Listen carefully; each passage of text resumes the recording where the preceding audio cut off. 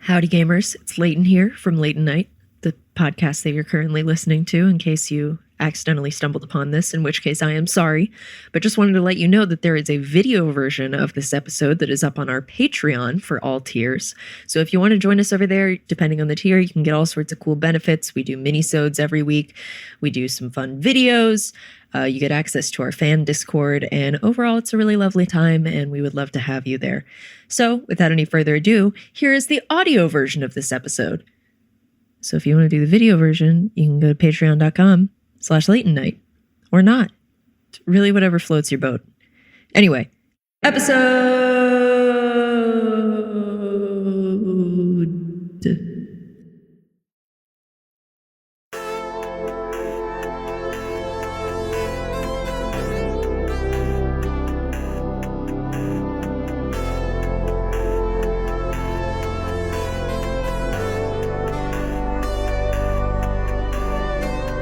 I am legitimately excited to have you here. I feel like we've been talking about this on and off for a couple months now over email. Yeah, it has been a few months. It's just been like things have happened in life, and then here we are.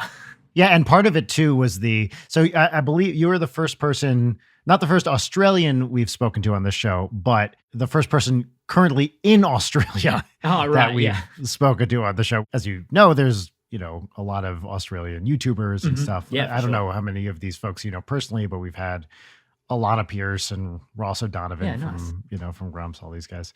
My point is, part of it was I would sit down to figure out when to have you on, and the time change would just mess with my head. Oh, yeah. Because I'm in Adelaide, so it's like half a time zone as well. So weird. Yeah. And then there was daylight savings ending, I think, like start of April. Well, you guys got daylight savings, and so I was like, okay, cool, that's another change. And then for us, we lost daylight savings. There's another hour. And so working a time for this was like, no, this is wrong. Hold on a second. And then also just for like my Twitch schedules as well, I'd have to ask people from every different time zone, and I'd show them my schedule and I'd be like, is this correct? And they'd look at it and be like, I don't know. Why are you asking me this? So, luckily, when I looked at your schedule on Twitch, it did adjust for my local time zone. So I could be like, oh, well, he's streaming from 3 a.m. to 5 a.m.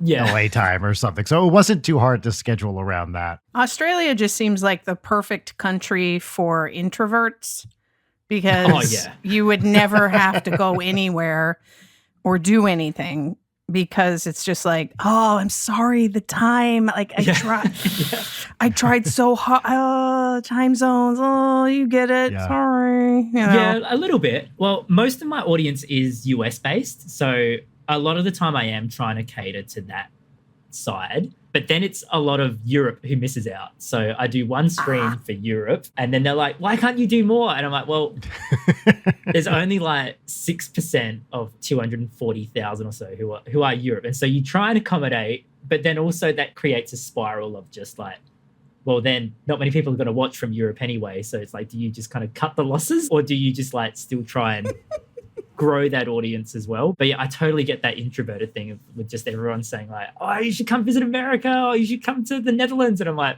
no, I'm good. I'm okay, thanks. So to everybody listening, you probably noticed that we have two maybe unfamiliar voices to you. The one voice you heard is not Leighton, actually, this week. Leighton is indisposed.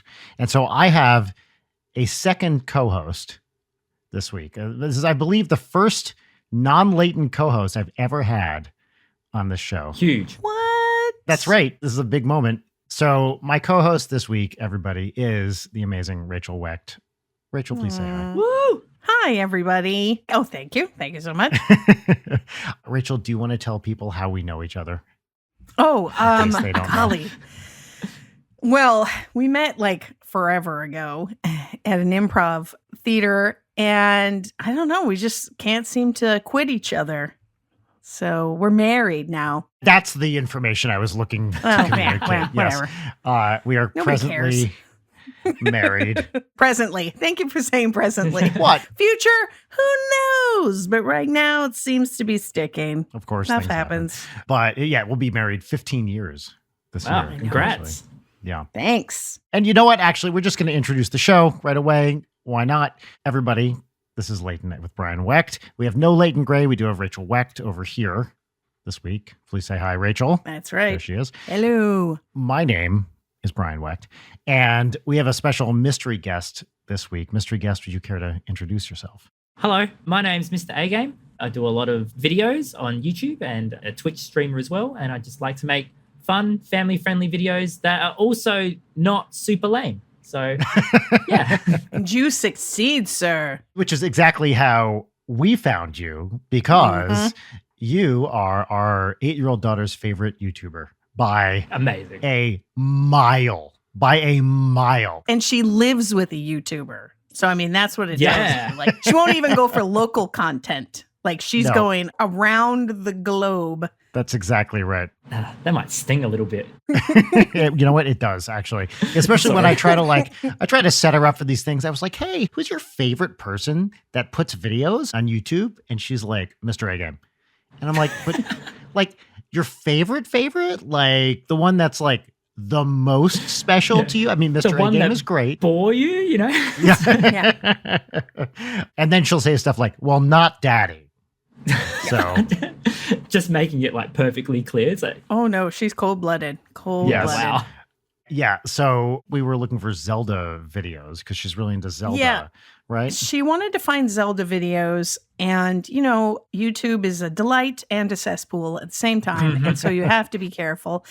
And what she was looking for was she found the little short videos that are like tips and tricks, or like the 5 best dungeons, the 7 best villains, the bosses that they should have gotten rid of, the bosses they should have kept. Like, so she likes those like compilation videos. She would find them and be like, can I watch this one? And we would sit with her, mostly me. I would have to sit there. And particularly if a person popped up. If it was silent, I was fine with it. But if a person popped up, I was like, oh, this could go anywhere. That was our rule for a while, is no one talking over the game. No one talking. 100% get that. Right? Because you just don't know. You know, you just have this like image in your head of you walk into the, you know, the room where she's watching a YouTube video and hear someone talking, you know, and actually Ganon in this level is really hard to beat. And of course, the important thing about QAnon is that, you know, and it's like, oh, okay, wait, what? And so we watched, I don't even remember which one. We've seen so many of your videos now. We watched one of your compilations. That was the other thing too, is like, she can get more videos in if they're the shorter ones. Like she gets to sit and watch YouTube longer. So she'll be like, it's only 10 minutes. And so I sat and listened. And you can usually tell with these things within the first few minutes if someone's going to go off the rails. Yeah. And you didn't. You never do. Or if you do, it's always in a fun way because something went horribly wrong. Yeah. But it's very, like you said, family friendly. And it really is. Even your little, when you do your cutaways and you add like other bits of media into your videos, it's all nice, and you know, it's from cartoons or it's from stuff that I don't have to explain. Like, for sure. You know, it's not something like, why was Zelda all tied up like that? And like, ooh. Yeah. And it's also, I think what you said before is exactly right. You're really funny, and we can watch and appreciate it in a way that, not to denigrate anyone's videos or anything, but not everyone you watch online, especially for kids stuff. Yeah, for sure. I don't want to pigeonhole you as a kids content creator, but you are family friendly, as you say. Yeah. And sometimes the family friendly stuff is not quite as funny because people aren't taking the chances. So but it's also informative. Like I will say, like a lot of your videos and stuff, I mean, you are like teaching and helping people. She likes it because it's digestible to her. She understands what's going on, and she's so obsessed with Zelda right now that she knows so much about the game. Yeah. So much about all the games. Then she is at the point now where she can get like the little side jokes and the little inside inside gamer jokes that you get to throw in. And, you know, she's laughing her little butt off in there, and she'll call us in to show us stuff. And so as a parent, I will say, it's really nice to be able to encourage something like this in her, you know, that she likes to do the video game, and then she'll sometimes follow along. So she'll get the Switch out and she'll have you playing on the big screen, and then she's like, and then just go along with it as well. Going along with you. Great. That's cool. But then, of course, the flip side is now she thinks she's an expert on all these games, which she's played maybe one and like a quarter of another one. But she is very much like, well, you know, Ganon, and you know, and you're just like, oh Lord. So there's a lot of that like inside baseball kind of talk all the time. Yeah. So Jacob, how many years in are you now? I think I'm in my sixth sixth year, sixth or seventh. So I started September 2015. Mm-hmm. And this week on Saturday will be my 1000th video. Is that true? Oh my God. It's just like, yay! mind That's so blowing. amazing. I've been doing this for 1,000 videos. I saw that number and was like, what am I doing? But also like, it's really cool. So it's like, what have I done for these past 6 years? Well, at least you have 1,000 videos. What would be worse is if you were doing this for 6 years and you had like 12 videos. Then I would be like, what are you doing? I think you need to diversify. Yeah, what are you indeed? I swear it's a job. Yeah, exactly. That's amazing. Dude, 1,000 videos. That's incredible. Congratulations. That's Thank you. A huge milestone. I can't believe it. Like, I've done this much content. I don't remember half of it. Like, I used to be at a point where I could remember certain points from videos and be like, oh yeah, this video is really good because at 8 minutes 24, like, Michael Scott does something stupid and I put Mario's face on it and we all have a good laugh and people go, they're like, oh yeah, that's actually really funny. But now it's just kind of all blended into just one ball of like A-game content where if I try and remember something from 2 years ago, I'm like, I don't know. And people come up to me and they're like, oh, do you remember when you did this? That was so funny. And I'm like, I'm sorry, man. I have no idea what you're on about. Same. This will actually be episode 120 of this podcast. So we're about 2 years in. It's a weekly thing. And, you know, we talk for 2 hours at a time, basically, now for once a week, plus extra stuff for the Patreon, blah, blah, blah. I have no idea what I said a year ago. And I wonder if you have this fear. I always wonder, am I just literally repeating stuff that I've said already 20 times? Yep. And just like recycling the same things. Yeah, making the same jokes. I mean, sometimes that's intentional, but for one of the segments that we'll do later in the show, consecutive weeks, I did the same lemon. Or I started to, and I was like, no, wait, did I just say this like a week ago? And Leigh was like, oh yeah, no, that's straight up exactly what you just said. No memory of it whatsoever. Dang. I was looking at my old notes from the previous show and I was like, oh my God, am I just old or, you know, is it just the short-term memory? Or are you just really good at avoiding your lemons and you just won't deal with them? Just have one massive gripe. Yeah.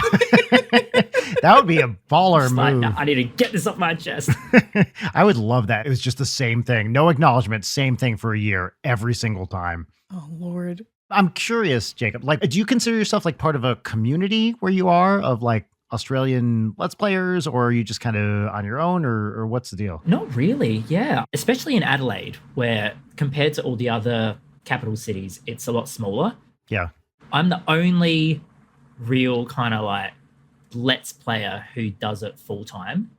But I'm sure there are others. Like I spoke to my editor's cousin who is helping someone who does stuff for another game. And I had no idea he existed, but his content's like bigger than me. He sticks to one game. I'm like, oh, that's crazy. So I looked him up and he's got like 500,000 subscribers. And I'm like, oh, that's sick.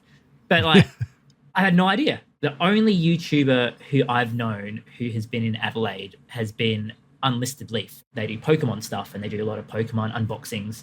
And I saw them one time at the shops and I didn't say hello because I didn't know if it was them. And then some random guy went up to him and was like, hey, can I get a picture? And they took a picture. I was like, okay, that's him. That's him. And then I was like, I want to be like that one day because I had like 200 subscribers at the time. And I was like, that's him. That's it. That's awesome. And now I would assume that you get recognized occasionally in public every now and then? No, not really. In Adelaide, it's only happened 3 times. One time was I had like 200 subscribers and Pokemon Go had just come out. And so I did a couple videos on it. And so me and my brother were just like in town chasing Pikachus. And then one of the radio stations announced that there was someone dressed up as Pikachu at Adelaide railway station and they were giving out iTunes gift cards. And so me and my brother were in the mall and we're like, get to the station. So we're running there. All these random people, you just see them running through town, going to the station. And then we got there, we were exhausted. I'm dying because we'd run literally like 1.5 kilometers. And then this random kid comes up to me and he's like, hey, you're Mr. A-Game. Oh, you're so cool. I love your videos so much. And I'm like,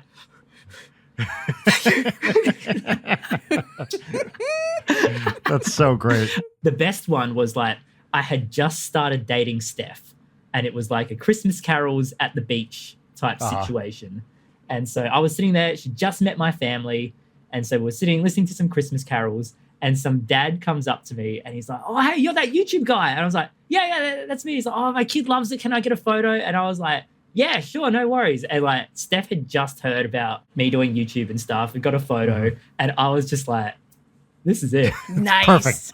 There you go. Yeah. That's a good way of being like, "See, honey, I told you I was legit." Yep. Yeah. That's the best, is like when it happens at just the right time. Yeah, it was perfect. Every couple of weeks or something, someone will recognize me out in public. It's not like frequent, but it's like regular. But I was hanging out with like a new friend, and, we were just kind of chatting. And this dude comes up to me. He's like, "Oh my God, you're Ninja Brian." And I was like, yes, I wasn't lying that I do this for a living. It was really fortuitous timing. The funny thing is that even with the pandemic and everything, I think he's one of the few celebrities who still gets noticed because he wears a mask professionally. Mm-hmm. And so if he's just out and about and he's got a mask on, Yeah, people see the eyes. people are still like, "Oh my Yeah, gosh, people see the eyes. Ninja Brian." Yeah, that's cool. We were just at the Museum of Natural History, and a guy who works for the USDA was like, "Are you Ninja Brian?" Because we were looking at bugs. And Brian's like, "Yes, I am." And he was like, "Oh my gosh, can I get a picture with you?" He's really Then sweet the second guy. adorable thing happened was he pulled out a Polaroid camera, like one of the new Polaroid cameras Oh, wow. that takes Yeah. the world's smallest Polaroids. And he got a little Polaroid picture of himself and Brian. It was very sweet. It was very sweet. It's so gratifying, yeah. As long as people are cool. I mean, I'm sure there's a level of fame beyond which it's like, "Oh my God, what is going on here?" But at just a level where you've got a dedicated fan base and they know who you are and they're pretty cool about it, that's amazing. When you move through the world and not have it interfere too much and yet still kind of, provide a Yeah. little bit of delight to someone. I mean, I feel like that's a good level of celebrity to have. For most YouTubers, even very well-known ones, that's generally the case. Not all, but I feel like even really well-known YouTubers with a few million subscribers are still not getting mobbed every time they go out. Yeah, for sure. Everything is so niche now. I remember going to VidCon a few years back. And first of all, I was the oldest person in the room by like at least a decade. Yes. I remember that. You definitely were like some teenager's dad. You're like, "What Yeah. are you doing here, sir?" Yes, I was parent age at that thing. And I just remember seeing all these people, someone would walk through the lobby of the hotel and they, crush of people would be on them. And I was like, "What? Who is this person?" And it's some like makeup YouTuber, fashion, lifestyle thing, which is a corner of YouTube I know essentially nothing about. And it's just amazing to me that that person probably had 20 million subscribers or something and is just someone I've never heard of. Yeah, that's YouTube. Like even in the game sphere, like Yeah. I hardly know anyone outside of Zelda and Mario. As soon as you branch out to like even Pokemon or even Kirby, like people who delve into Kirby lore, I know no one. Yeah. Zelda YouTube, which I really didn't know much about before, our kids started watching a lot of it. I mean, what a huge community, right? It's so much vast. Oh my I gosh, yes. figured it was big. Yeah, it's massive. But I don't think I realized exactly how big it was until, we started searching for all these Zelda videos. It's one of those games too where I've always liked Zelda ever since the original. And I always thought, yeah, I'm a Zelda fan. And then I start going down these and I'm like, no, I'm not. Yeah. My daughter is a fan because she is the one that can name all the creatures and knows their backstories and what happened to them and how they were hurt as children. And now that's why they're angry as adults. And like, she knows like all the facts and this and that. And then she's like, "Did you know that they wanted to do blah, blah, blah, but then they decided not to do that because of this and that?" I'm not saying like she's just necessarily randomly finding this. We are feeding into it. We bought her Zelda, basically encyclopedia. It's really cool. Oh, yeah. And the Hyrule Historia. Yeah, I It's love amazing. the Historia. Well, it's your fault, Mr. A-Game, because you unboxed the, I did the book. Breath of the Wild, The book. the huge Breath of the Wild one that came with all the bits and bobs and I'm stuff. so sorry. No, so I will send you a Venmo request after this. But yeah, Yeah, because of that, she wants like all of the books. And so we got her the encyclopedia and she just sits there. And Yes, the it's book is half her huge. size and just reading it. Yeah, but like it is one of those games that's like Lord of the Rings-esque because people, they learn the language. They do like all that stuff. And, oh, you know why she's blue? And, oh, if you look at his costume, you can see that he's hinting to the history of the blue, you know, and you're just Yeah. like, "Good And you're like, gravy." okay. Yeah. That's great. But it's fun. Yeah, I get that. I had such a weird timeline with Zelda. So I'm 47. So I played the original when it What? came out. Yeah, no, here, I'll show you my birth certificate later. Stuff I'm learning. So I played the original on the NES. And then the next Zelda game I played was Breath of the Wild. Wow. And nothing in between. Wow. Yeah, it just because of no particular reason. It was just like timing. It didn't have the right consoles, etc. I heard things in the background and I knew about various games, but nothing really too specific. And so imagine that being your next Zelda experience after. Yeah, compared to the first. I was just like, what the fuck? It was amazing, you know? Yeah. Mm-hmm. So I did an early Switch event for Nintendo here in LA where they each gave us a Switch console. It was like a week or two before it came out, and a copy of Breath of the Wild. Wow. Lucky. Yeah, I mean, I was like, I'm never going to get this lucky again. We had to do this fun thing. They got a few teams. So there's one team from Game Grumps, which I was a part of, and a couple other teams that I think were both from Smosh Games. And what they would do is they would drive us around LA to locations that were relevant for some of the early Switch games. So, for instance, for ARMS, we played it at a boxing ring here in LA, stuff like that. But during so there was like some kind of car, like an SUV type car they were driving us around in. We had to play the demo version of Breath of the Wild, which resets every, I think, 10 minutes. Right. So you wake up in the Resurrection Shrine, and then you just have to go. And there were all these like achievements we had to tick off, you know, collect 40 apples, beat the stone talus. And we were driving around trying to do this thing. I think we had to collect like 100 wood or something. And we'd get just to the point where you're about to do something, and then it would reset. So my first real Breath of the Wild experience was trying not to get motion sickness in an SUV, swerving around the streets of LA, craning over someone's neck while, you know, we would pass the Switch around and being like, I think that's an apple. And also, this is before anyone's played the game. So yeah, so no one has any idea. One of the challenges is defeat the stone talus.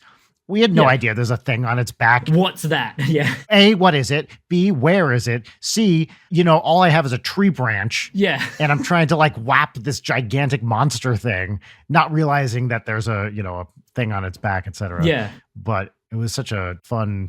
Yeah. What a week that would have been. Yeah, actually, the crazy part was one day. Like, it was just all in one day, and there was some competition. So we played, I remember we did ARMS, the 1-2 Switch, Mario Kart 8. Yep. I was also the worst at video games of everyone on my team by like a long shot. Have you ever played 1-2 Switch? Yes. You know, the cow milking Yes. one on that? That's what I got. I played the cow milking one because they were like, we're not going to trust Brian to win at Mario Kart or, you know, or something like that.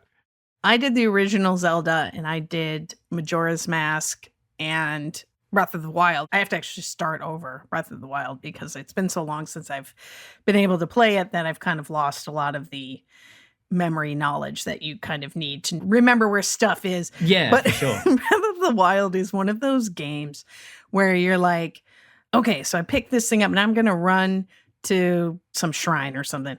And then you run to the shrine and then you look at your clock and you're like, it's been 3 hours. Yeah. And I've just been wandering around. Audrey treats it like a cooking show. He just makes a bunch of stuff. She just cooks. She mostly Yeah. cooks. Beautiful. Yes. And then so she crawls around and gets all the like foods. And then she just cooks, which I don't know if you have thought of doing a Link cooking show, but that could be a fun little video. Oh, maybe. You can have that. That's for you. You can keep that. I won't. Oh, thank you. I mean, you're coming on a lot of episodes here. The well might be coming dry. So, Oh, yeah, definitely scraping the bottom of the barrel.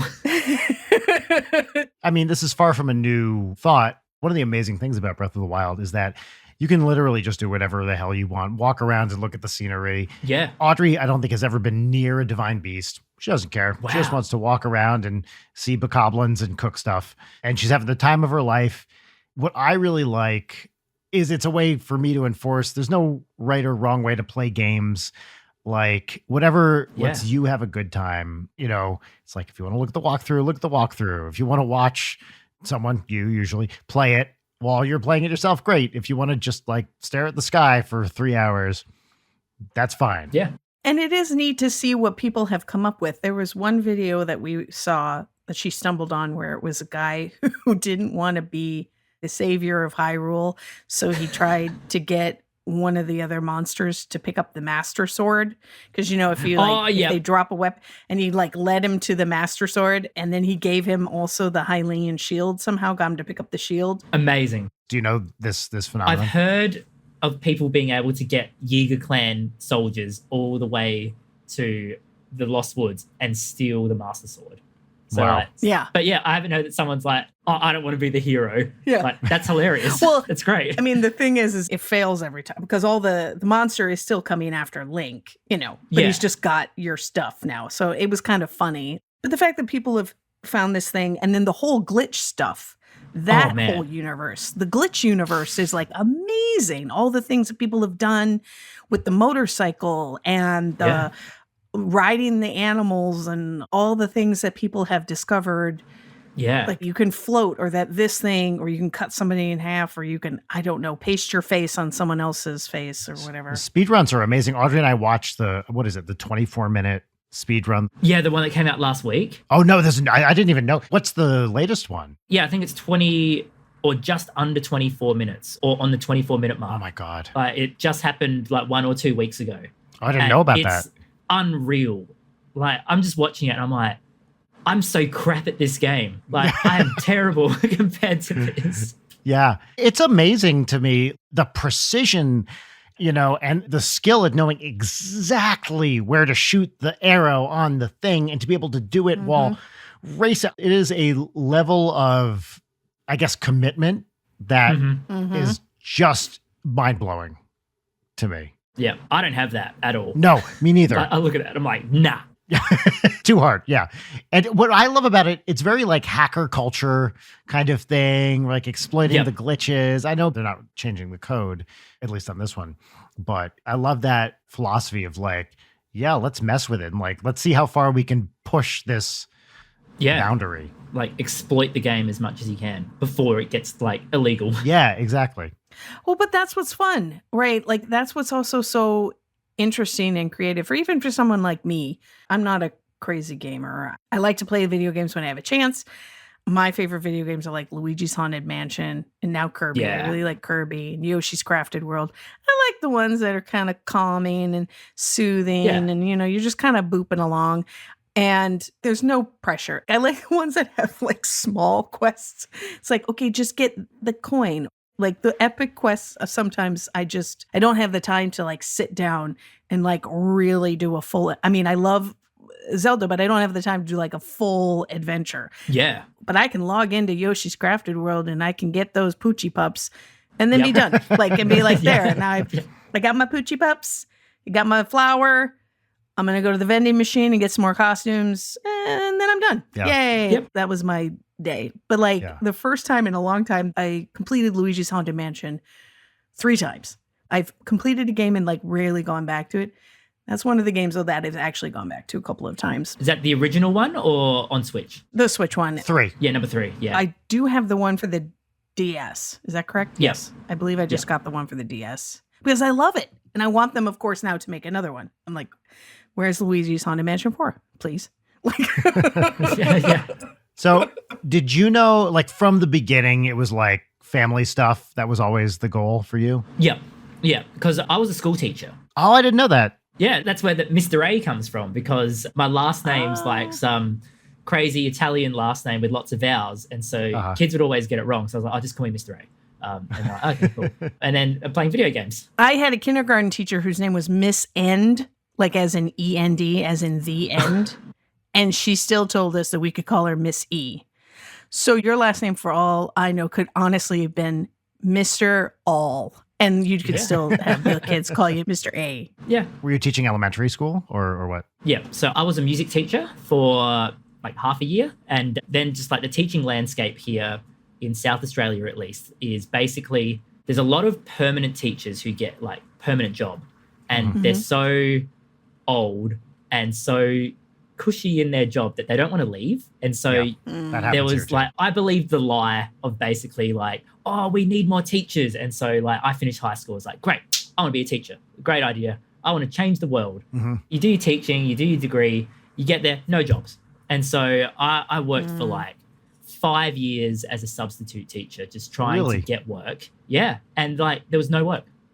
So eventually in my spare time, I'd make YouTube videos. And the school where I regularly subbed at, they were like, yeah, this is great as long as it's family friendly. And I was like, yeah, no worries. That's kind of like what I believe in anyway. Like I'm not really one to swear and I'm not one for adult themes and stuff. And I kind of want to protect my credibility if I'm being a teacher. And if a kid saw it, that, you know, they tell their parents, they're like, oh, look, Mr. A's swearing on YouTube, then, you know, I'd lose my job. So that went on for a while. And then I stopped doing that because I became an after school care director.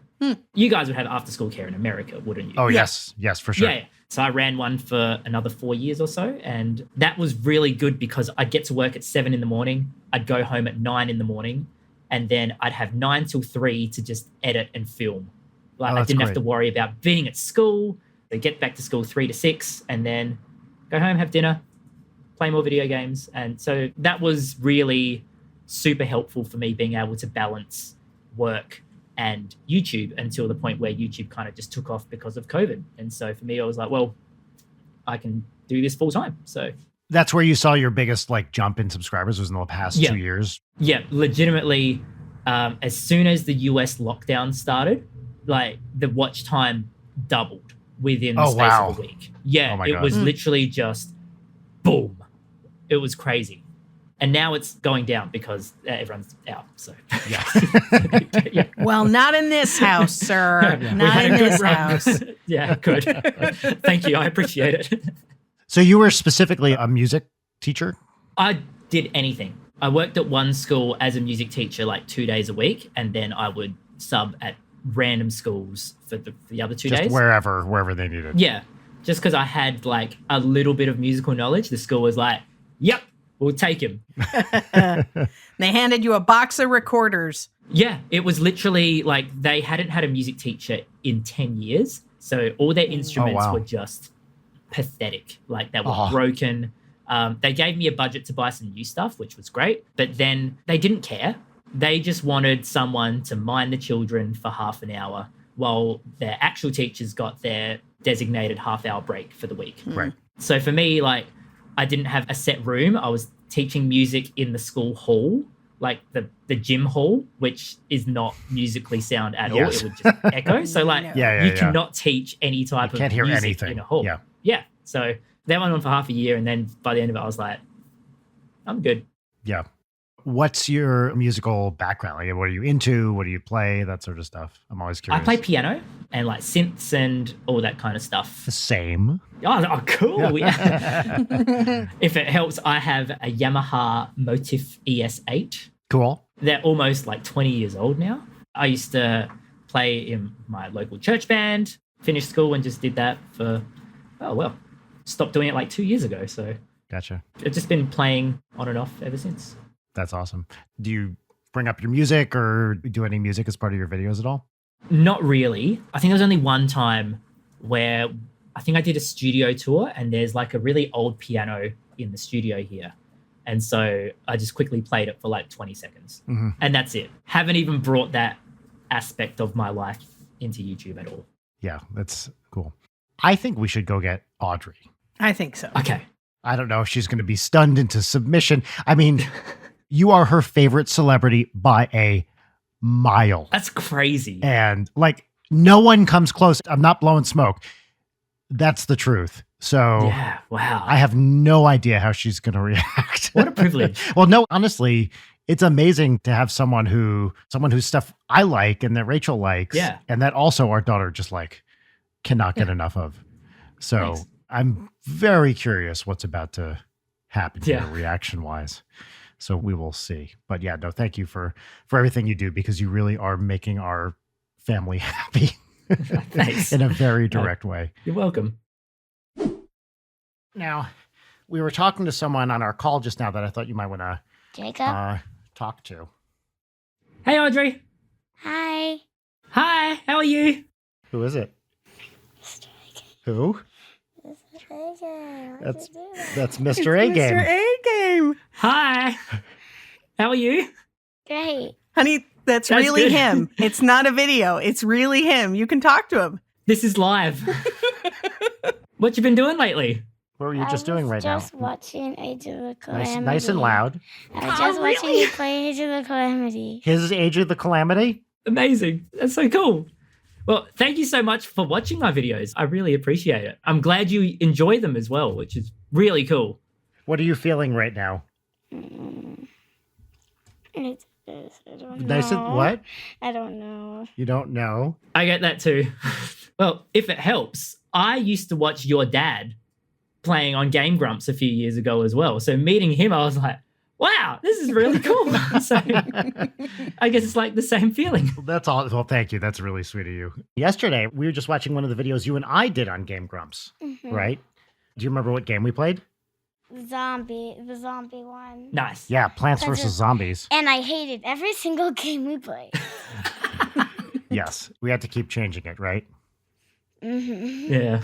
Can you tell Mr. A Game, what are some of your favorite Mr. A Game videos? What do you like the most? I like the Wind Waker Tower. Amazing. Yeah. I really like that one. Cool. What's fun about that one? It's just really fun. That little Link gets to ring a giant bell. Yeah. Yeah. Is that the one with the bow where you get the bow and you have to fight the giant hands? Yeah. Yeah, that was a good one. I think you were telling me you like his Kirby games too, right? Mm-hmm. Great. Yeah. You were telling me that he doesn't play the Kirby games alone. He Right. plays it with his wife. Yeah. Yeah, she likes that Yeah. a lot. It's so fun having the person you love play video games with you. Right. And then you get to share it with the world. That's what happens when I got to play video games with you. I Yeah. got to play video games with someone I love. So that's really fun. Mm-hmm. Here's a question for you, Audrey. Is there anything about Mr. A Game you've always wanted to know? Do you have any questions for him or any advice No. for his channel? Do you know if you have a favorite episode that you've ever made? Ooh. That's such Good a question. good question. I really liked the one where you flew over Hyrule Castle using octoballoons in the raft. Oh, thank you. Just so you're aware, Audrey, that took 3 hours to film. And I had to cut it 3 down to hours. 15 minutes. I know it says there was like 10 attempts. There was not 10 attempts. There was about 50. That's called movie magic. Yeah. It sucked. But the video itself is really good. So it made it worth it. And Right. I also noticed it didn't say attempt 10, it said final attempt, which That's is like, it. I didn't want to he lie. definitely said it. Because I lost count. And I was like, I can't be bothered. You said it in the video. You said, okay, I lost count of how many tries I've Yep. done. That's it. Okay, in terms of my favorite video, I think my favorite video, probably at the moment, is when I April Fooled the Breath of the Wild randomizer. That was a very fun video to make. And then also, I think as well, the entire Wind Waker series is probably my favorite series. You keep saying Wind Waker's your favorite game. Yeah, Wind Waker is just like the most beautiful game. And for me to be able to play that for everyone and for everyone to be like, this is the best. And for them not to always be like, it's Breath of the Wild. When's the new Breath of the Wild video coming out? For them to actually enjoy Wind Waker was like the best year. That's a great question. That's my favorite stuff. Anything else you want to know or any questions? Cat questions, maybe? I forgot your cat's name. Oh, Bella the cat? Oh, Bella. Bella. Well, she's actually not my cat. She's my grandma's cat. Oh. Have you met my dog? You haven't met Knives yet? Oh, I saw the dog. I saw the dog on the grass, but that was only once. Yeah, she came here a couple months ago, so she hasn't been there as much as Bella the cat. And she's black. Yeah, and she's super fast because she's a greyhound. And so she's destroyed the lawn just from running. Like she runs so fast that it tears up the whole lawn. And then she looks at us with those puppy dog eyes and we're like, you're a good dog. And then we look at the lawn and we're like, oh, you're a good dog. Does she have a series of outfits? I always see greyhounds wear nice little sweaters. The one I love is greyhounds and turtlenecks. She's only got like a coat. I'm trying to think of other things you're telling me. Yes. I also like the one when you had to split the Joy-Con and you gave one to the to I forgot his name. To JP? Yeah, gave one to JP. And then it was also kind of funny when you weren't quite paying attention, so you didn't hit A in time and you just fell off the cliff. Yeah, it's always fun playing with JP because he's been my best friend since I've been your age, really. So Oh, wow. for me and JP to just still be friends and work together, it's just like hanging out with your best mate, and then you film something funny, everyone laughs, and it's a good video as well. How long did it take to actually film the whole video, and how many tries did it actually take for him to actually get used to the game? Because you're always used to having two controllers in your hand. Mm-hmm. So did it feel weird for you to have one controller and you're Mm-hmm. holding it like this just to get actually getting it right? Yeah. Because if I had one, I'd do this. Which one was this one? You had the Nintendo Switch and it was in Mario 64. Oh, that one. That didn't take very long, actually. That only took probably about 40 minutes. So most of the time we film for about 40 to 50 minutes, and then we'll cut it down and we'll edit it, and then it will be nice and short. It'll be 15 minutes. So that one didn't take very long. I saw a few of your episodes that were 2 hours long. Mm-hmm. Yeah. And it was really funny that you took the cuckoo out of the pen and brought it and tried to cook it. Yeah. That one was a long day. And then you just cut it. Yeah. You cut it, sliced and then it. and you show the chicken there, and you're like, yeah, KFC. And that was it.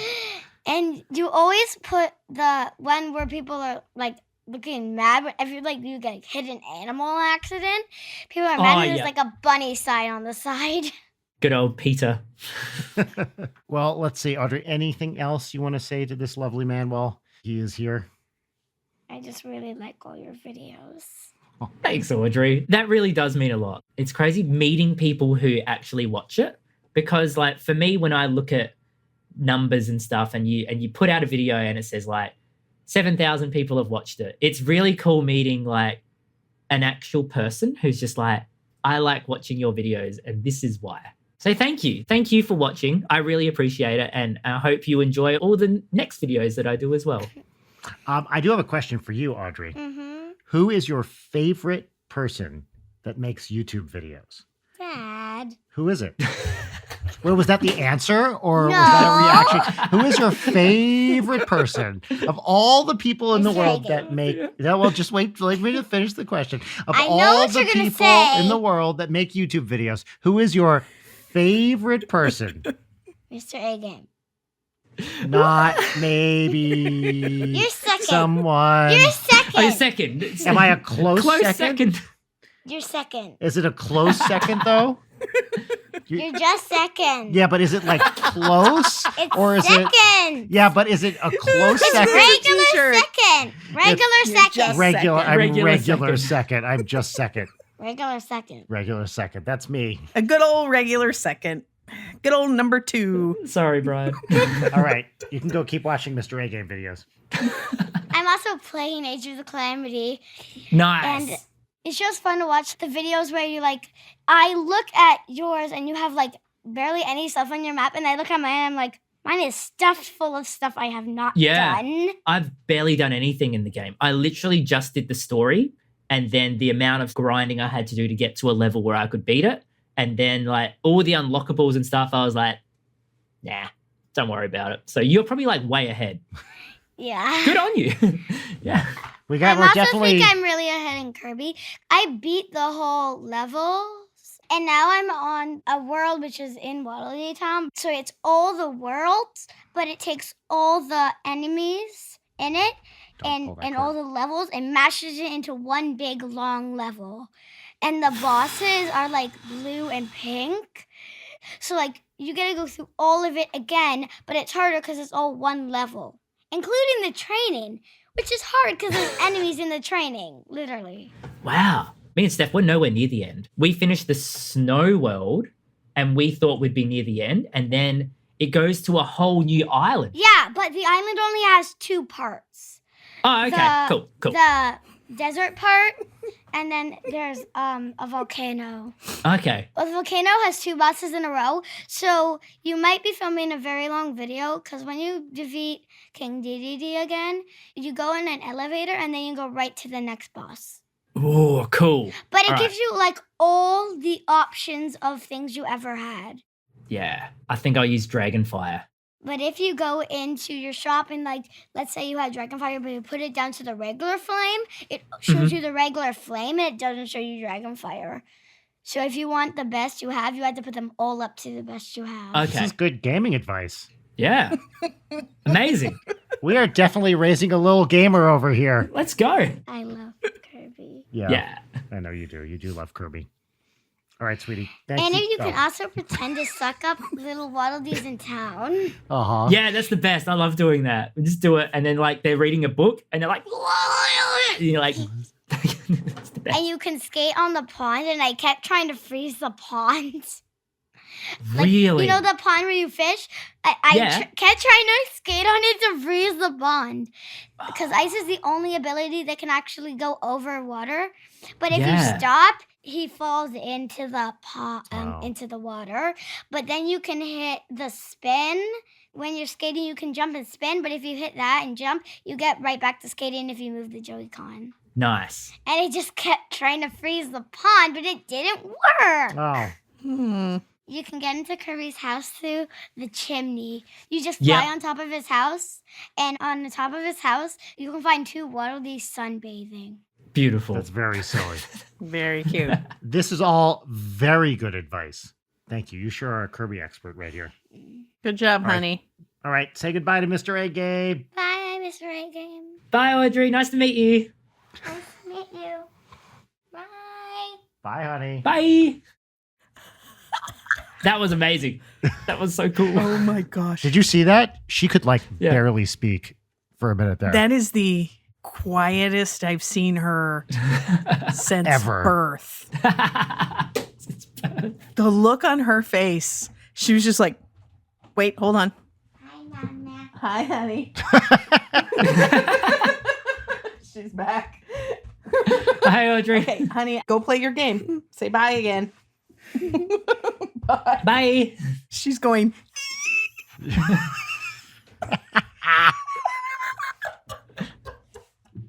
Oh my gosh, yeah, for those who are just listening, the stunned look on her face of like, what? No. Yeah.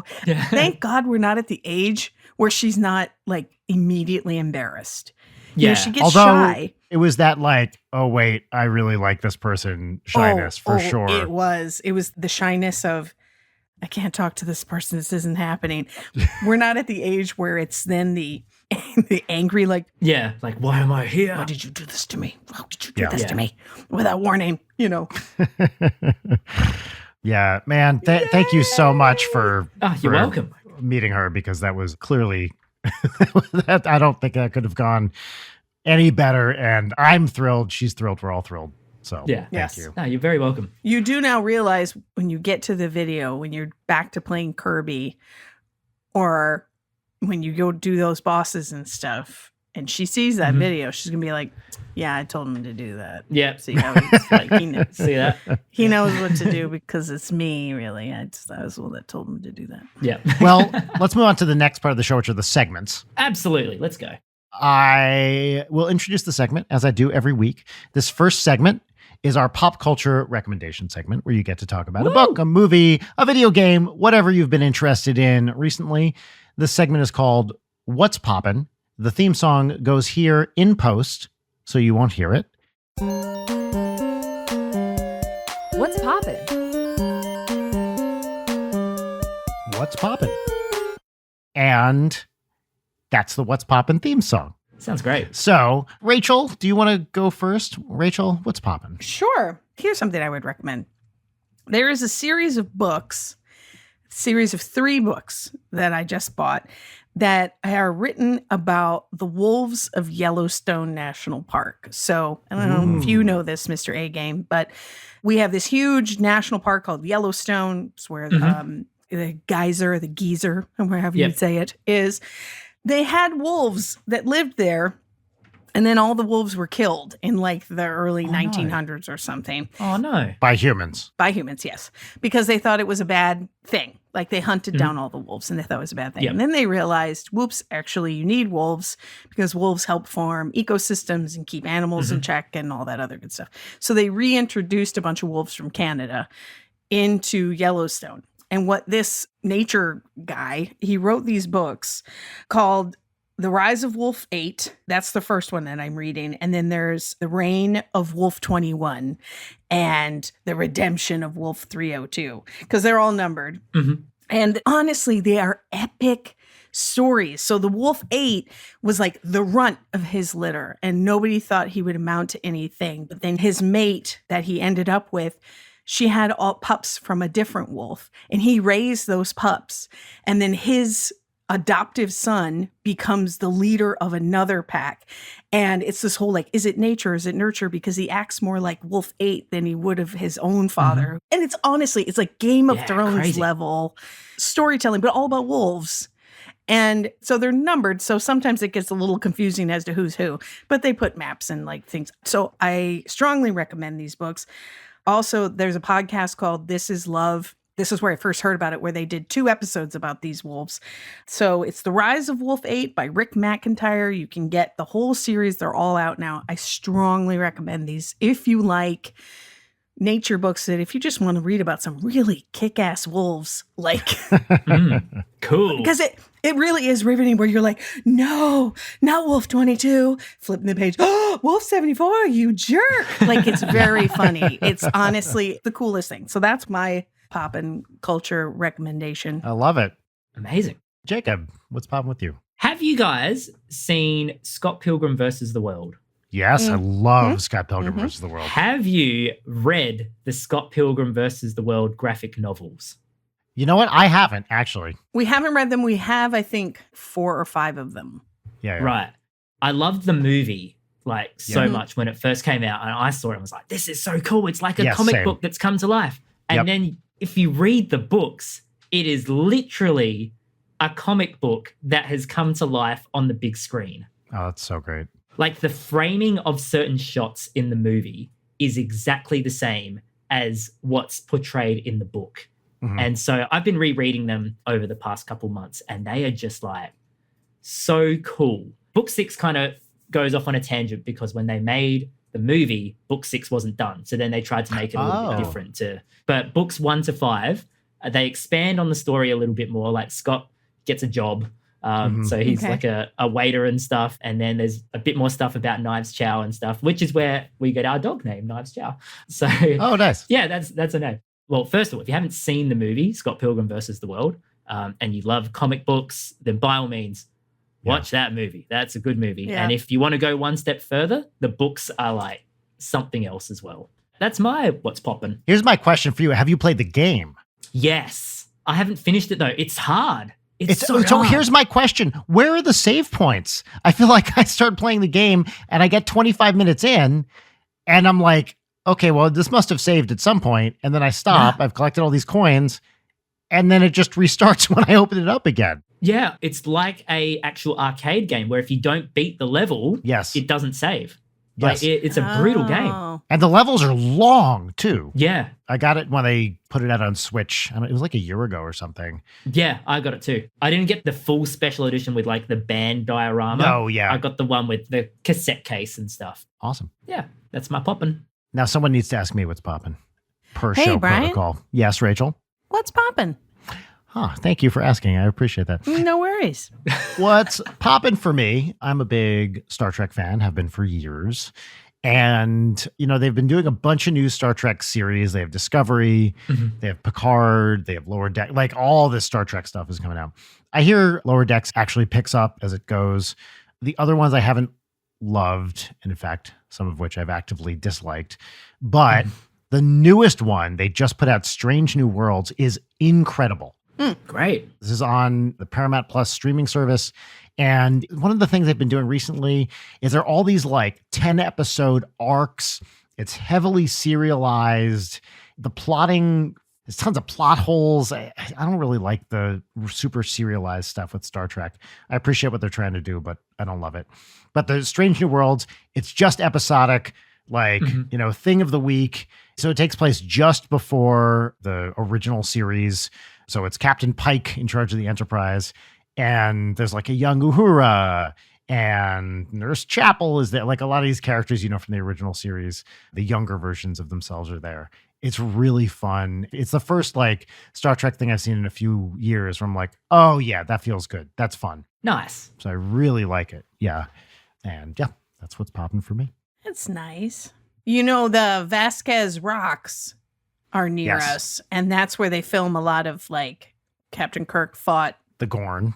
The Gorn. Thank you. Yes. I couldn't remember. So those are these big tilty rocks that come out of you see them in movies and stuff. They're like leaning. They jut out as if the earth is like barfing them out of the. Yeah, it's so cool. And you can walk up them and fun little California fact there. Well, you took me there for my birthday a few years ago. I did. Now, look, normally Leighton would introduce the Peaches and Lemons segment, but since you're my co-host this week, Rachel, do you want to give it a shot introducing this segment, or would you prefer that I do it? I would prefer that you do it. That makes me want you to do it even more. You know that, right? Well, I mean, I can say it. We're going to do Peaches and Lemons. Correct me. You can jump in at any time. Either of you. I don't care. I'm opening it up to the classroom. I would never. Peaches and lemons are, so you get one lemon, which is like a little grievance. So it's nothing, like you don't want to talk about a huge thing. We can take that offline if there's stuff you want to get off your chest. And then 3 peaches. And peaches are like wins or good things, things you want to celebrate. Something like, like a little pat on your back, a little pat on someone else's back, a joyous thing that happened. Those are your peaches. Yeah. And then 1 lemon. So we do 3 peaches and 1 lemon. That was a perfect introduction. Textbook. Well, I have my moments. See, I do pay attention to what you do. I know. I'm surprised you've ever heard the show before. Oh, I never listen to it. Only the ones I'm on. This segment does have a theme song, which goes here. Peaches and Lemons. Peaches and Lemons. That's actually pretty close. What you're doing right now is pretty close. And the way it's going to work, we'll all do 1 lemon each, and then we'll do our peaches. So I will start with my lemon. I found out, I was looking at Twitter today for my band, Ninja Sex Party, and someone was like, hey, why isn't this album on Spotify? This album that's been out for like a year. I was like, what? And I found for some reason, our last 2 albums are just not available on Spotify for reasons that are completely mysterious to me. By the time this episode comes out, hopefully they'll be back. But it's just one of those things where I was like, what? Why? They're available elsewhere. It wasn't like they were taken down. Yeah. What did you do? I have no idea. They weren't that bad. Yeah, no, that's my question. It's like, did we run afoul of some weird restriction? I looked on our artist portal and Spotify, nothing. It's like they were never there. And now it's like, oh, come on, God. Like, what are we doing? And it's just, our lives are so beholden to these mega corporations where it's like, when something goes wrong, you don't really know what to do. Hopefully it's just a little glitch and it'll get fixed, but it's like, guys, we have these albums. I'd like them back. I'm sure it'll work out, but it's one of these things where it's like, well, the algorithm gods decided to disfavor me today. So we'll see what happens. So that's my lemon. These albums are just mysteriously gone. Yeah. Weird. Who else has a lemon? I've got a lemon. To piggyback off of that, we're in terms of algorithms and stuff. Yes, please. I don't like how YouTube shoehorns creators in. Like, for me at least, my Zelda content does very well. And that's great. That's cool. But as soon as you take a tiny step out of that box, it's like, nah, I don't want to promote that. And it's like, I understand that, sure, YouTube's there to make money. And I get that. But also, YouTube is based on the creators. Like, it's the people who make content. And why can't I make a Mario Kart video and not feel sad when it does dismally? Yeah, totally. Surely the 240,000 people who are subscribed to my channel in some capacity, whether it's for Zelda, surely they like me a little bit to be watching a video that's not Zelda. Like, is it YouTube just being like, oh, that's not Zelda, let's not promote that? Or is it them legitimately loving a game so much that they don't care if it's anything else except that game? That's my lemon. It's very annoying. It's a bit annoying. The fact that subscribers don't get notified with every video is like, why subscribe? When I subscribe to someone's channel, to me, that means I want to know every time they put up a video. Every time. Yeah. Mm-hmm. Why do we have to ring a bell? It's insane. Like, why is there that extra step? That's dumb. I really don't get it. And then it feels like the kind of thing, too, where it's like, so you take a chance and then it pays off eventually. And you're like, yeah, this is what I was trying to do the whole time. What about the other, 30 videos I made that were a little different? Yeah. Why can't we treat them all equally? Yeah. Mm-hmm. It's just some weird algorithmic thing that really is disheartening. Yeah. Uh-oh. I just heard the back door go. Ta-da! What's up, honey? Oh, she I wants think to she tell might you one have more thing. Okay, yes, come here. Okay, cool. All right, okay. Hey, Drew, what's up? I forgot. You don't have to use the character to move your Joy-Con to actually turn to a character. You can use the camera angle, so you can keep pushing forward, and you just use the camera angle to change directions. Oh. In Age of the Calamity. Thanks, Audrey. Is that an Age of Calamity? Yeah. You All can right. just use that. That was it? Very It's good. just faster for me to get around. Okay, thank you, honey. Oh, okay. Bye. Thanks, Audrey. Okay, bye. Hot tip for those of you listening. That was a random hot tip coming in from our child. Yep. All right, Rachel, lemon. I'm about to get real old here, people. Real old. My lemon is people don't use their turn signals, and it drives me. It drives me nuts. Yeah. And it's not hard. It's not. It's really not. It's a little flicky thing and turns itself off. There it is. And you just go boop. And I'm not in the car with you. I don't know where you're going. I don't know your life. I don't know what's happening to you, but it's a service you do for someone else. Yeah. So that if I'm waiting to turn left and you don't have your signal on and you're coming at me, I'm assuming you're going straight because that is the agreement that we as a society have come to together. When there's Indeed. no turn signals, you are going straight. We live in a society. We live in a society. Couldn't have said it better myself. Exactly. When you turn left, when I could have been turning left the entire time, now I'm mad. And you know what? I'm sorry, but you're not special. Your parents lied to you. Yeah. You live on the earth with everybody else. Use your signal. And I don't know if when you have an electric car, a fully electric car, if you spent all your money on the electric part of the car that they don't put this turn signal, if that's extra and you have to save up for it in your next installment I to see have where it you're going installed. with this. Yes. Yeah. But I find that the fully electric cars, they really don't use that turn signal kind of at all. But there's one particular brand of fully electric car where the drivers seem to be maybe a little more entitled and aggressive than the others. And maybe this brand is run by a guy that seems a little entitled and aggressive. That's your opinion. I don't particularly care. Uh-huh.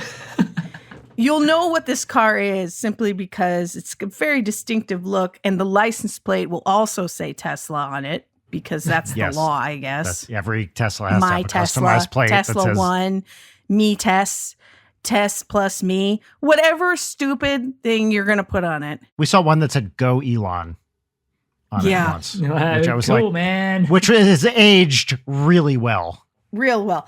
Look, this isn't actually a Tesla. Every car comes with turn signals. So just use them. Just use them.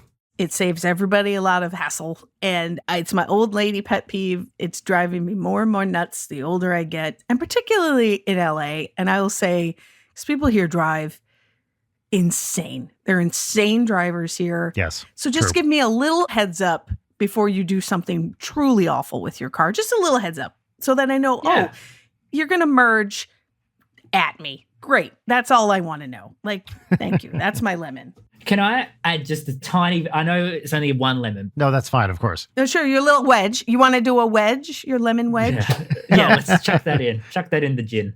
Why do some pedestrians go to a pedestrian crossing, push the button so that way all the cars stop, but then walk before the walking signal goes. Yeah. Just don't push the button. It's not that hard. If you're going to be a jaywalker, great, good on you. It saves everyone's time. But also I'm for rules. I'm a rules guy. I follow the laws of the green man. Don't push the button and jaywalk anyway, because then you're gone and then there's like a million cars waiting at the lights Yes. for no one. Because I feel like people who do that are like, well, I'm not actually a criminal. A criminal wouldn't push this button.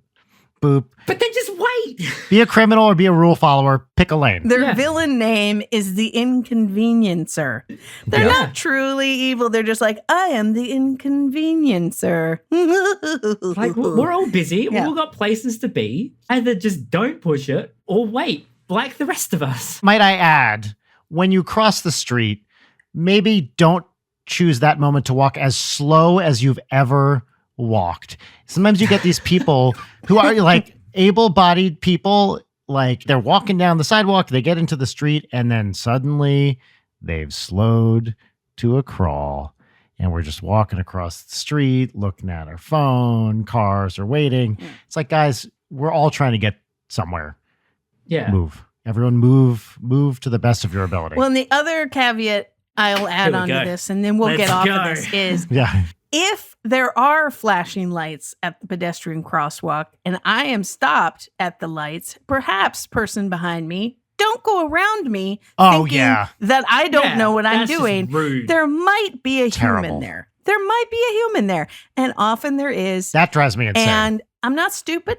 I know when I can go and when I shan't go. Yeah. But let's not kill each other just so that you can be 5 minutes early to a job you hate. That's all I'm saying. That's it. All right. Moving on to happy. Moving on to peaches.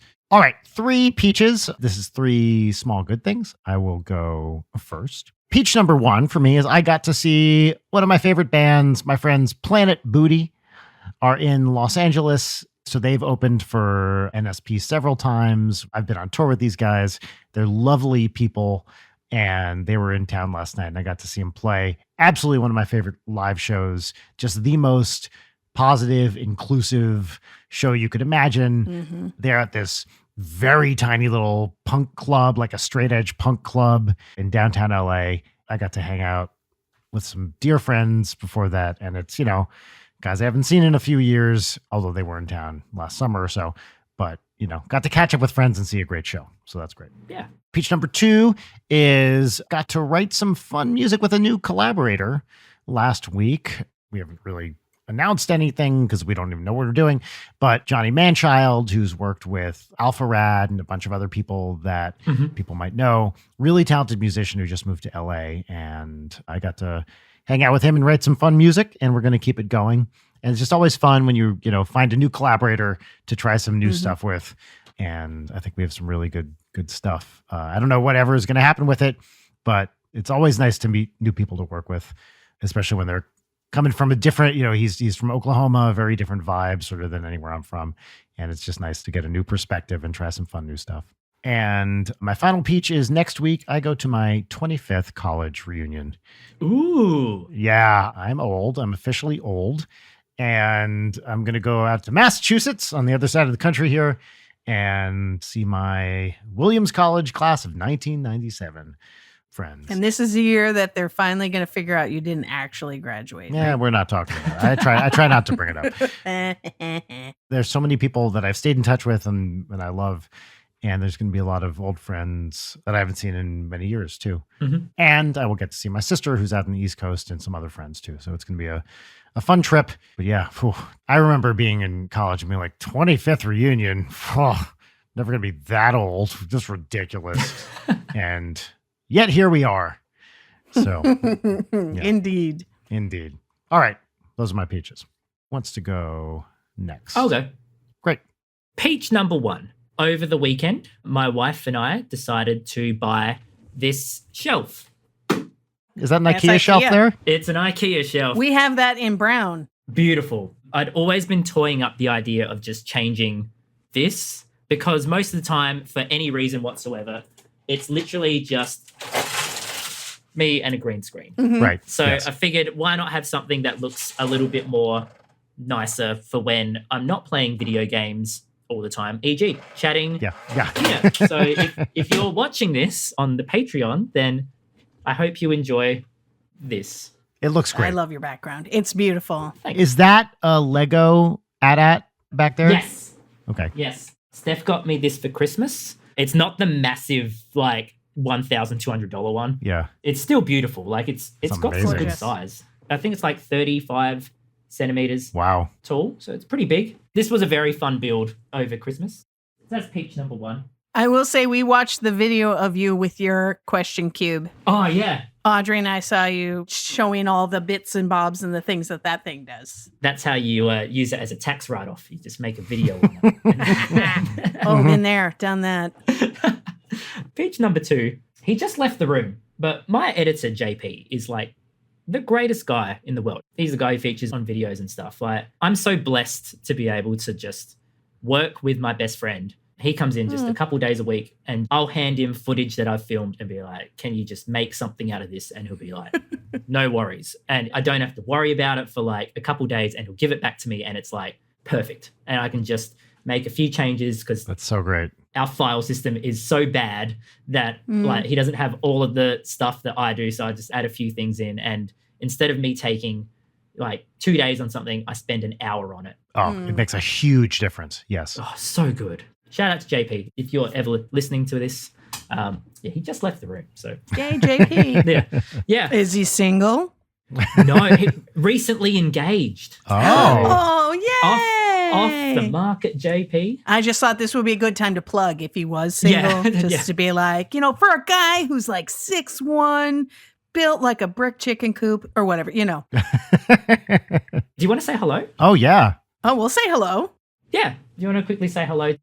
And there he is. Hello. How's it going? How are you? Hello. Congratulations on your recent engagement. Oh, yes. Thank you. Thank you very much. And then for being just an all-around great guy. From Yeah, what Jacob we've was heard. really talking you up. I Yeah. appreciate it. Thank you very much. I will say thank you for editing the many hours of content that my child thoroughly enjoys. I appreciate it. I mean, I just have a lot of fun doing it. It's an opportunity for me to kind of access my creative side, and, you know, working with Jacob was heaps of fun because I'm sure you've mentioned that we've been mates for a long time. So it's good to not only work, do all that, do something different, and also just hang out. I'm glad you all enjoy it. We absolutely do. We very much Yeah. do. Absolutely Yeah. do. So thank you for the work. That's all right. I learned it all from Jacob. So thank you for the... No, no worries.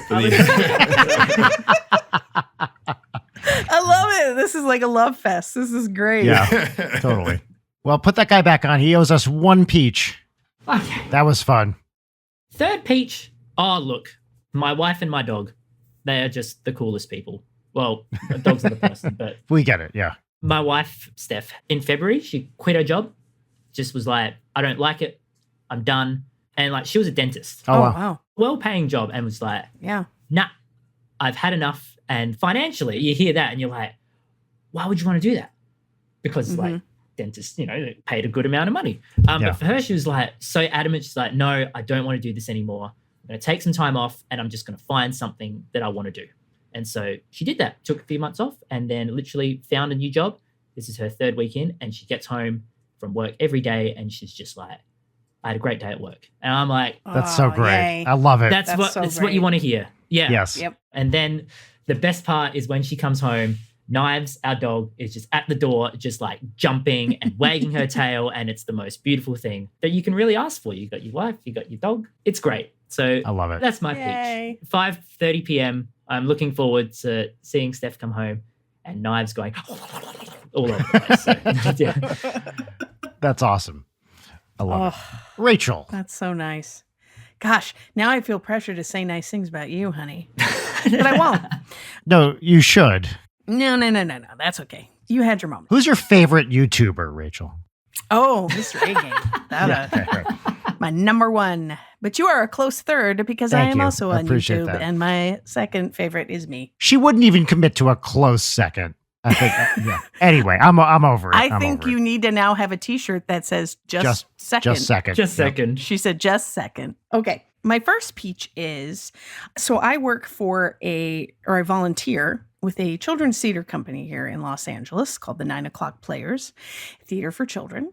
And we are coming into our next season, but we finished out our last season with Peter and Wendy, and I got to be Captain Hook. And cool. Oh, she was It's my amazing. favorite. It's my favorite. I love Captain Hook now. Can you give us a little? Give you a little Captain Hook. Oh, my Captain Hook will talk like this. Hello, children. Yes. Don't you Very love good. this?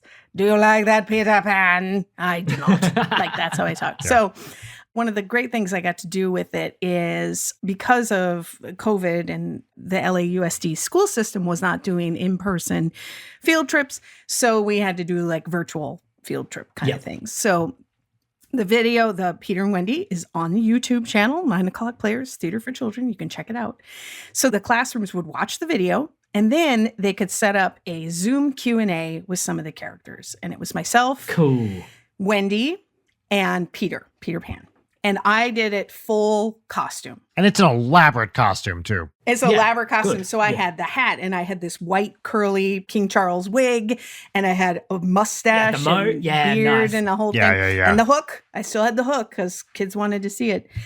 And it's the best. Talking to the kids because they're so cute and they make it part of the curriculum. So like the kids come up with their little notebooks and they're like, was it difficult for you to learn your lines? And it's the cute, and they ask the same 4 questions like over and over again.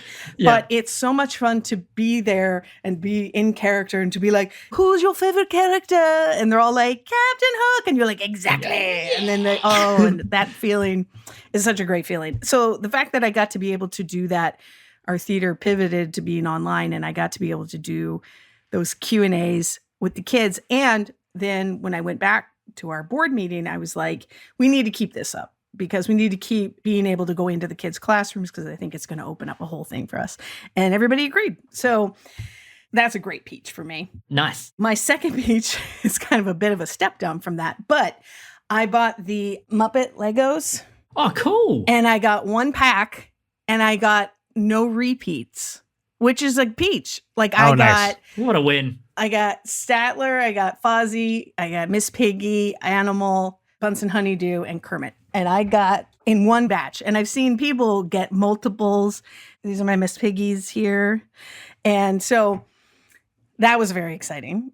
Because it's the small wins, but I was thrilled. I was like, yay, Great this win. worked. And then my third peach to kind of bring the family back into this is we have found 2 TV shows. This kind of could also be a What's Poppin' too, honestly. But 2 TV shows that we can all watch together and really get involved. And one is this game called Brain Games on the Road. It is a TV show. They do trivia It's on Disney Plus. on Disney Plus, and they do trivia and like brain teaser type games. Like you have to put all the months of the year in alphabetical order, but reverse alphabetical order. Or you have to put them in alphabetical order, but by the color that they are. So it's the alphabetical of the color. Like it's crazy and it's so much fun. And we do it all together.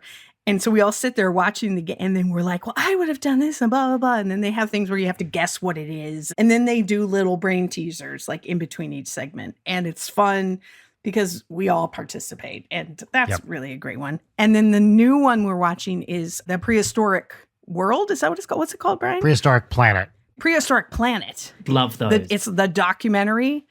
Oh my gosh. So good. And Audrey is like, she loves it. She absolutely 5 loves episodes, about an hour each, and it's all animated like, dinosaurs and stuff.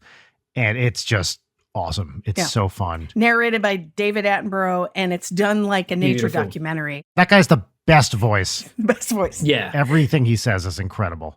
But we did have to do the whole like, listen, some of these babies ain't going to make it. A lot of baby dinosaurs that get eaten. Yeah. It's going to be brutal, and she's like, okay, but she's sitting there like, fly, little dinosaur, fly. Oh no. Oh, it's no. that. They're like, yep, sorry, honey. He got eaten by a Yeah. larger dinosaur. It happens. But again, like as the peach about it is, it's nice to have, there's so much media out there and there's so many different things that families can do. Like one person could be playing one video game somewhere, and then there's the iPad and then books and all sorts of different TV shows. And we have a lot of the streaming channels because we're lucky to have a lot of the streaming channels. We can afford a lot of the streaming channels.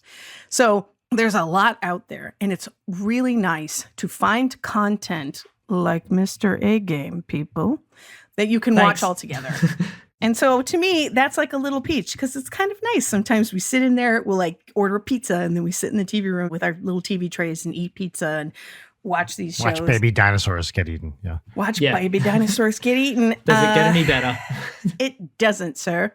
Jacob, this was awesome. Thank you so much awesome. for taking the time. And thank you for having me. It was really fun. And thank you especially for talking to Audrey, because I think that it meant a lot to us and it meant a lot to her. Oh my gosh. Thank you so much for talking to her. That was my pleasure. Thank you so much for being patient. And with your schedule and stuff, it was hard to find a time. But the fact that you kept at it and you didn't give up, and this has been so wonderful. You're the best. No worries. Where can people find all your stuff? Yes, you can find me on youtube.com/Mr. A Game, twitch.tv/Mr. A_game. Someone else had Mr. A Game. I had to put the dash in. Yeah, I know. So close to uniformity. Then from there, I'm also on Twitter and Instagram, but mostly YouTube. That's where the main stuff happens. So that's great. Thanks for having me. Typically at the end of an episode, we used to do a catchphrase, one of many. Yeah. But Leighton, I'm going to continue Leighton's tradition where she likes to throw to our guest for a few parting words, maybe some advice, maybe a saying you like, an inspirational quote, or just something weird to go out on. So, Jacob, how would you like to end today's episode? Okay. In our Kirby series, we have a mouthful mode where Kirby eats something big. And then my wife and I, when that happens, we eat a mouthful of chips. And it's slowly devolved into the point where I'll toast to something really stupid. And then she'll just look at me and be like, what? But my favorite one so far was in like a windy tunnel. I was Kirby, I ate something. And so I'll end with this. May the wind in your sails come from behind, but not your behind. Inspirational indeed. Yeah. Very all right. Inspirational. I love it. Thanks again. You're very everybody. welcome. Have a great week. And Leighton misses you. She regrets that she couldn't be here today, but I'm sure she'll be back for the next one. Goodbye. Goodbye. Goodbye. Bye. Leighton Night is produced by Brian Wecht, Leighton Gray, and Jarek Centeno. Follow us on Twitter at Leighton Night, on Instagram at Leighton_Night, or email us at leightonnight@gmail.com.